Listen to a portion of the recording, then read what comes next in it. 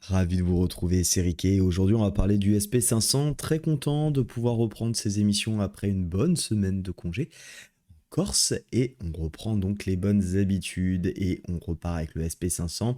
Juste avant de démarrer, je voulais simplement vous remercier puisqu'on a atteint les 5000 abonnés sur la chaîne.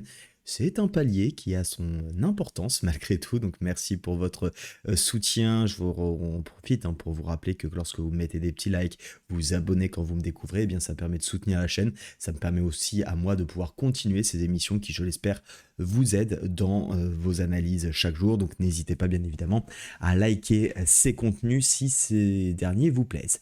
Concernant le SP500, on a eu hier une journée sans trading, puisque c'était la fête du travail aux États-Unis. Chez nous, elle se fête le 1er mai.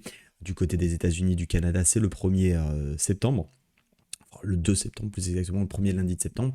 Et donc, comme on peut l'observer, on a fini vendredi ici sur un range, un haut range qui est déjà matérialisé depuis la mi-août. Et on le voit très bien en 4 heures. On est clairement dans une phase attentive.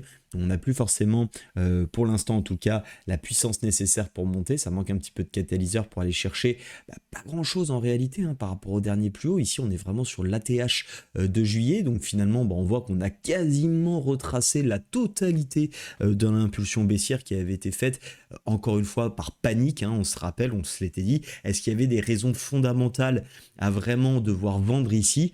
Non, c'était plutôt des anticipations, des suppositions, des hypothèses de récession et finalement on a eu pas mal de données qui ont écarté ce scénario-là. Aujourd'hui, on se retrouve donc dans un contexte dans lequel le marché est un petit peu hésitant. A-t-on la force nécessaire pour monter? Je pense que les chiffres de l'emploi vont aider à en voir un peu plus clair cette semaine. On aura les NFP vendredi, on aura les prévisions déjà d'ADP jeudi, on aura le taux de chômage également qui sera publié, donc c'est vraiment les gros éléments de la semaine.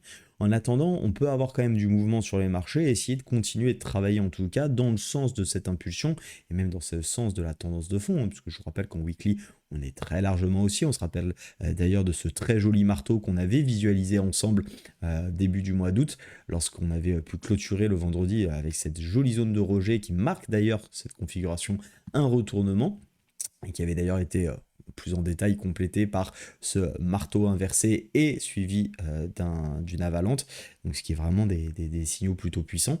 Et on voit bien depuis qu'on est dans une phase, cette fois-ci de latéralisation. Alors on est borné où? On est borné finalement sur déjà un support qu'on avait pu déjà observer, c'est une zone de polarité qui avait bloqué déjà au mois de juin à plusieurs reprises avant de céder pour venir être travaillé sur la fin juillet.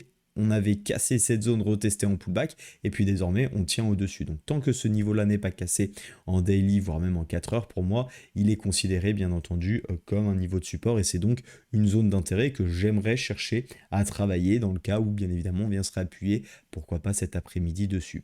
Dans le cadre d'une continuation haussière, eh bien on essaiera plutôt de jouer cette fois-ci la configuration, je me permets de changer le range ici, hop, la configuration où on viendrait et casser finalement cette zone des 5670 pour faire simple et essayer donc d'aller chercher les 100%. Alors quels sont les éléments qui me poussent? Vous le savez, j'aime beaucoup travailler avec les niveaux de retracement de Fibonacci et pour ma part je considère qu'un mouvement est terminé dans son retracement, en tout cas qu'a priori on peut annuler l'impulsion de correction. Donc ici, comme on est dans une tendance de fond, on est dans une impulsion de correction baissière. En tout cas, c'est ma façon de voir les choses, mais avec le 0,618, une fois qu'on le casse, généralement, il y a de fortes chances qu'on retrace 100% du mouvement, voire plus, puisqu'on est dans une tendance précédente de fond, donc qui est haussière. Donc l'objectif ici, comme on a bien cassé les 0,618, c'est a priori de continuer à chercher des achats jusqu'au dernier plus haut pour essayer et bien ensuite d'aller chercher des objectifs potentiels secondaires. Alors, je ne sais pas si on va avoir beaucoup de choses avec les points pivots. Ouais, pourquoi pas aller chercher, vous voyez, le R2 déjà sur la semaine. Ça nous permettrait non seulement d'aller chercher le dernier poids haut, mais aussi ce R2, donc weekly, qui peut être intéressant. Et puis pourquoi pas, un petit peu plus tard, aller chercher les niveaux plus hauts. Alors, on a un R2 qui est assez élevé, avec les 6000 points en ligne de mire sur contrat futur. On verra si c'est le cas ou pas, on va déjà faire étape par étape. Mais effectivement, je pense que c'est aussi important de pouvoir se projeter et déjà être un petit peu dans l'anticipation de si ce scénario haussier tient bon, et bien d'aller chercher ces niveaux supérieurs. Voilà un petit peu ce que j'ai à dire sur cet actif du SP500. Donc on va vraiment jouer avec ce range, hein, donc attendre la cassure par le haut pour continuer les achats, ou alors en cas de toujours un petit peu d'hésitation, ce qui est peut-être le scénario que je vais privilégier aujourd'hui. Il n'y a pas de gros catalyseur de mémoire, il y a des PMI qui peuvent tomber, donc bien sûr que ça peut aider, hein. Et puis dans ce cas-là, il faudra jouer ce setup-là, il est loin d'être impossible, mais effectivement, sinon plutôt venir retravailler la zone.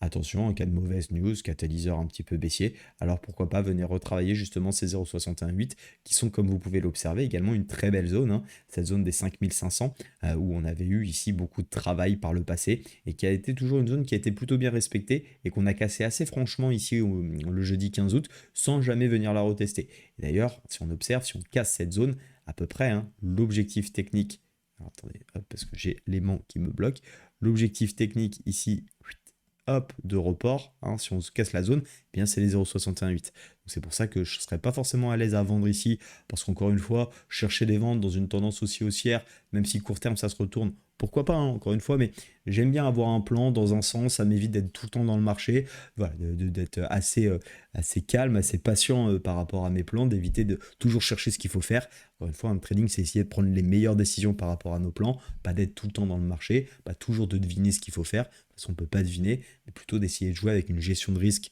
conforme à nos attentes, conforme à nos stratégies, rester dans nos plans pour pouvoir bien dérouler. Voilà, je pars vous faire également une petite analyse sur les indices européens sur mon canal Telegram, donc si ça vous intéresse, je vous invite à nous rejoindre, le lien est en description. Merci encore pour les 5000 abonnés, et je n'ai plus qu'à vous souhaiter une belle journée, et on se dit à demain pour une nouvelle analyse.